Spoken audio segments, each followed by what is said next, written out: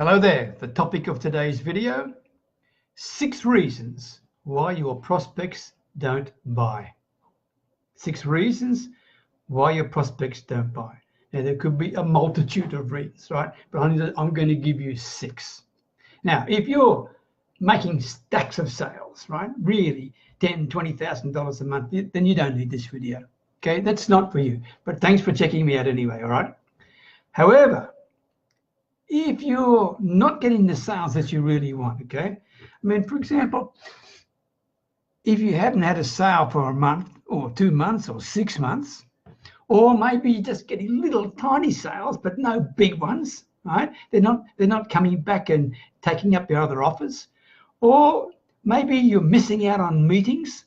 You're not getting the chance to have as many meetings as you hope with your potential prospects. Or perhaps maybe you're doing your best and you're getting a lot of activity and you're seeing a lot of people, but despite that fact, sales aren't happening. If that's the case for you, then I might have some thoughts that can help you, okay?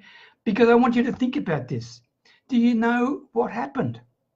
Think back over the last 6 months or 12 months, or even the last month even. Think back. What happened? Can you remember what it is? Secondly, think about why it happened. Why didn't you get the sales that you wanted? Why didn't you get the big sale? Why didn't you get that all-important meeting? Why didn't you get that really promised sale that they said, yes, we're paying next week, okay? And it never happened. Have you ever thought about why? Okay? If you haven't, you need to do that. Now, I know you could ask your prospect for feedback, and that's good. But that's not going to give you the complete answer either. In fact, they may not even tell you the truth because they don't want to hurt you, right? But you need to work out what it is that you're doing wrong. Now, it's either you or your offer, or one other thing, which I'm going to share with you in a minute, okay? My name is Peter Beckenham, the village marketer. And as always, talking to you from my little Thai village way up near the Cambodian border. And first, let me acknowledge a few people here. Penny, Clegg, good to see you. Thanks for joining, Penny. Jim Toms from Melbourne, good to see you. Yola, good on you, Yola. Anyone who wants to have their coffee grains red, contact Yola Monet. She is really good at that, okay? There you are, Yola, free plug for you, okay? Now, let's look at this carefully, okay? What are some of the major reasons why your prospects won't buy from you? Well, the first one, and it doesn't mean all these apply to you, but I want you to be honorable and honest with yourself, okay? The first one could be that you're too enthusiastic. Now, I'm not saying you're being fake. I'm simply saying you're so darn excited, okay? Because you've just got this job and you want to make a lot of money and you come across so enthusiastically, and that will put people off. Be careful. The more enthusiastic you are, the less credibility you're going to have in the eyes of your prospect, because they've been stung by people with fake enthusiasm. Now, if your enthusiasm is genuine, just tone it down a little bit. Don't lose it, because it's wonderful. Just tone it down a little bit, okay? And don't overdo it. I'll give you an example quickly. Yesterday, I was in the town nearest to our little Thai village, and I was looking at the Hondas. I mean, I've got a Honda CRV, and I was thinking about getting a new one, right? And in the showroom there are these 3 young ladies, okay? And they all rushed over, okay? Because they're the sales ladies for the Honda. I can tell you, their enthusiasm was to be admired to a certain extent, but they overdid it. They talked too loud, they talked too fast, they talked too often, and yeah, I like to talk, right? I couldn't get a word in. I couldn't even ask a question, okay? I mean, they were desperate for a sale, and you could smell it, right? So that's the key thing. Be careful. If you are too enthusiastic, you could put people off. Robert Bourne from Vancouver. Lovely to see you, Robert Bourne. Hey, send me a message. Send me a personal message, because I want to talk to you soon, okay? I have to do it this way. Sorry, Robert. Elizabeth, good to see you too, okay? Now, number 2 reason why your prospects may not be buying from you, okay? And this may apply to you, it may not. But perhaps you're talking too darn much, okay? Not about them, but about you and how good you are and your history and your experience and your offer. If you're talking too much about those sort of things, then that will really turn off your prospect. So be honest with yourself. When you're meeting with your prospect, okay, the last one you failed on, look back on it. Don't look back on it as a failure. Look back on it as a learning curve and think, did I talk too much? Did I give them the chance to talk? And if you're not sure whether you did, every 60 seconds stop. Every 60 seconds stop and get them back in the conversation. Ask them something. Did that make sense? Are you with me? Are we on the same page? Whatever you want to use, keep them in the conversation, all right? Otherwise, you're going to be talking way too much, okay? Yvonne Jones, lovely to see you. Thank you very much. Jim, it's what we call commission breath. Good, Jim. Tom, you just took me back 30 years. It's correct. When we're going back to the enthusiasm one, thank you, Jim. When people are over enthusiastic and they are busting for a sale, it's called commission breath. Okay, thank you, Jim, for the reminder. Oh, wow, that took, you blew me away, Jim. Okay, next one. So remember, 1, enthusiasm, and 2, don't talk too much about your offer. What they want to talk about is them and their challenge, their pain point, their problem. They want to see, can you solve their problem?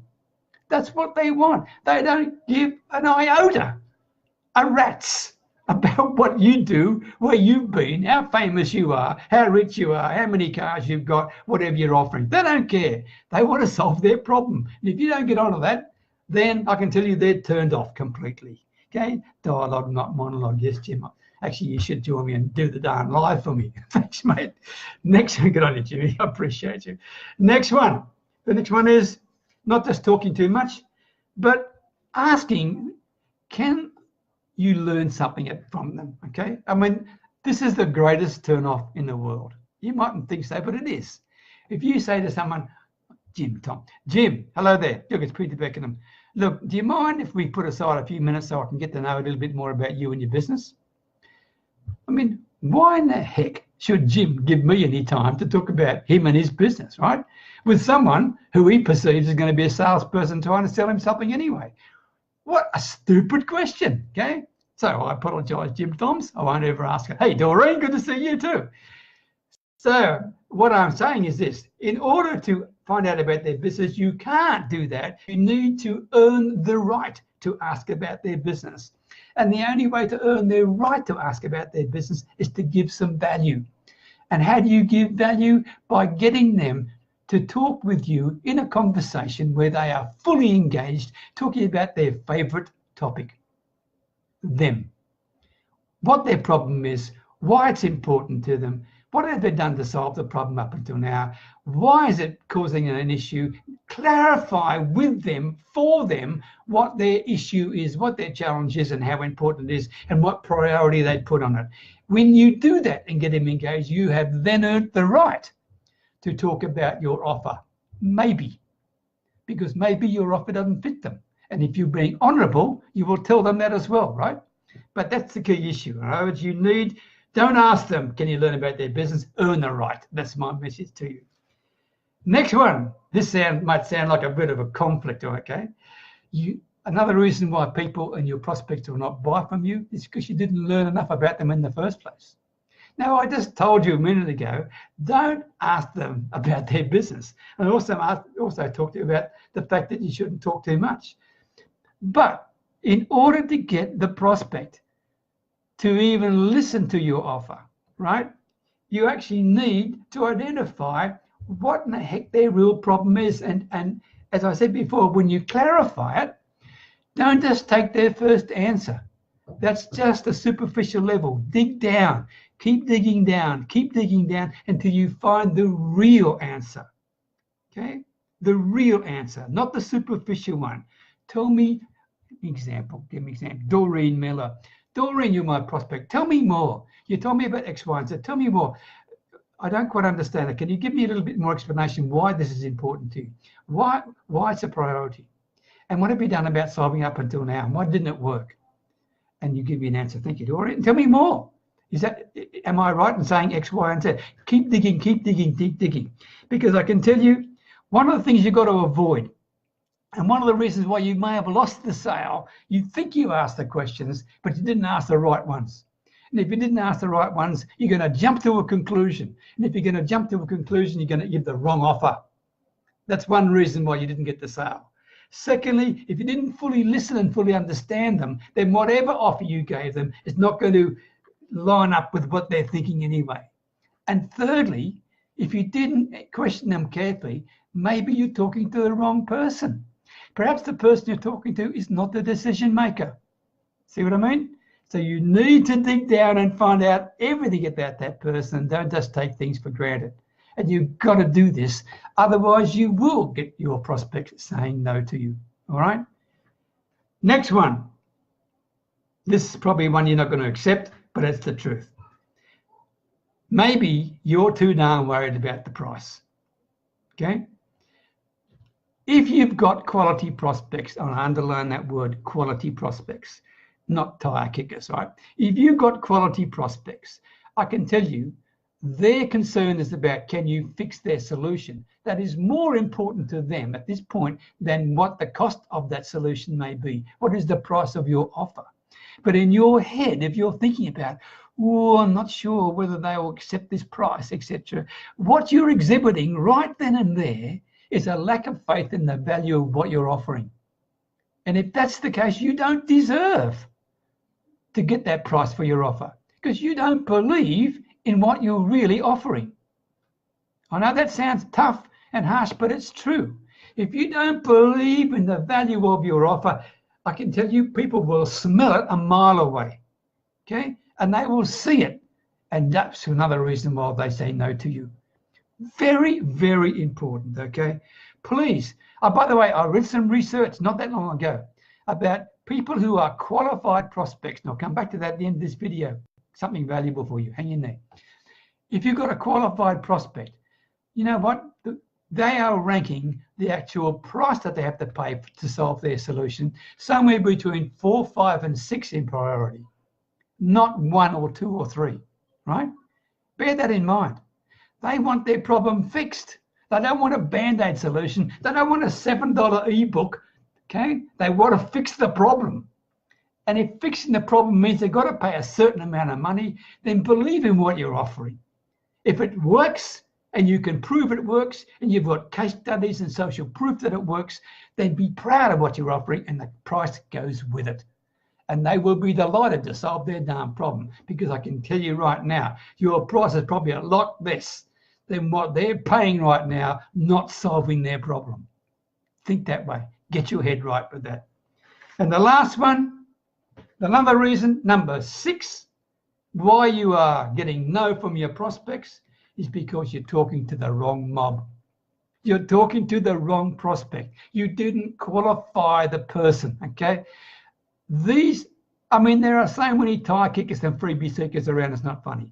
Everyone, you get them, I get them every day, okay? But you need to qualify your prospect. And if you don't know whether they're prepared to invest time, effort, and money into solving their problem, then you are dealing with the potential of someone who's just going to take advantage of you. You need to qualify them before you spend your quality time talking with them. You need to do that. That's so important. Otherwise, that's another reason why people say no to you, because you simply may have the greatest offer in the world with the greatest value for money, right? But you're talking to the wrong people. It's as simple as that. Stephen Hall, good to see you. Penny Clegg, absolutely right. Thank you, Penny, good to see you. And Jimmy Tom saying price should never be an issue if you are confident with your product or service. Correct. Doreen Miller, I'm really pleased you make it. Thank you very much. So what you should be doing, by the way, to make sure that you're talking to the right people, if you've got a pen, please write this down. Because if you're having a bit of a struggle with your sales, this will help you. You should be seeking out people who know that they have a problem already. You should not be trying to talk to people to educate them about a problem they may have. That is a tough way to do business. Look for people who know they've got a problem, who know they've got a pain point or a challenge, and who are actively seeking a solution for it. They are looking for you.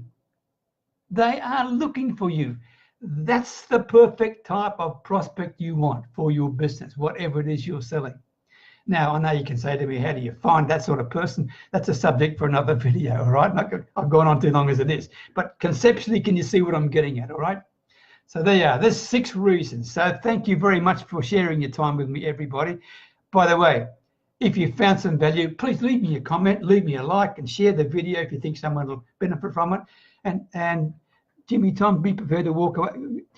God, Jimmy, you better join me. Come on. Absolutely right. Jim Thomas has hit another one out of the park. Good boy.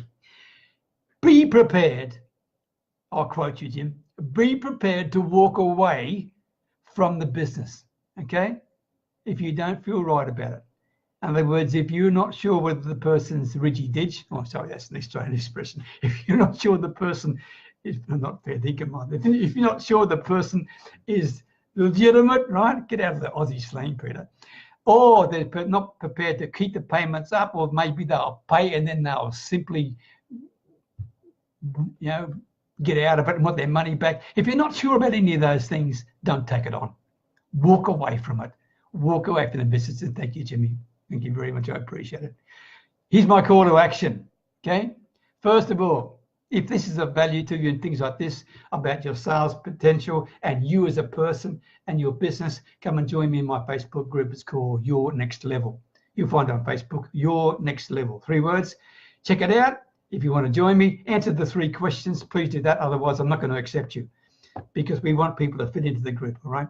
And secondly, Jimmy, what are you saying? Have some fun starting down memory. Yeah. Thank you, Jim. Yeah. Thank you.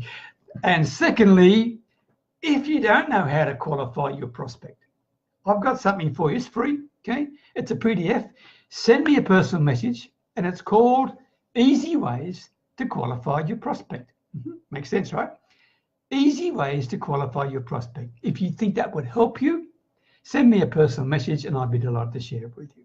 So there you go. That's my message for today. Thank you, everybody, for sharing your time with me. And for those who I missed seeing, went through on the thing, I'm trying to work out how to find out how many people are looking.